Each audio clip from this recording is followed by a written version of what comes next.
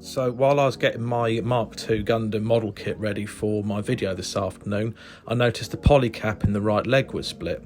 So as you can see here, there's a lovely split in that poly cap, so that meant the leg was very loose. So today what I'm going to show you to do is how to fix a split poly cap. So as you can see, what I'm doing here is I'm just tying the piece of thread, it's just a normal piece of stitching thread around the poly cap, just so that when I start wrapping it around, it's not going to kind of come loose and it's a bit easier to hold. Now to help in this process, what I'm going to do is I'm just going to put a little dab of super glue on there, just to reinforce that hold and let that dry ever so slightly.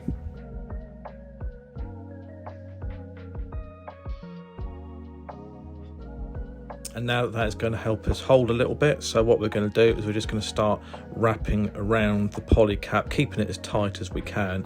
Now this design of poly cap isn't the easiest for this one, but I didn't have a spare, so here we go, we're going to have to do what we can do. So we're wrapping it around nice and tight. And then once we're finished wrapping it around, we're going to start super gluing around that thread. Obviously we need to be careful on this one to make sure that we don't actually get it on that little nub there that's going to go into the leg itself. But yeah, so we super glue all the way around, we let that dry, you'll have something a little bit like this. And then once it's back in the leg, we'll have something a bit like this. So now once we get that leg peg from the waist into that, it's going to stop it splitting apart, and then as you'll see, it's a very nice tight joint again. Awesome.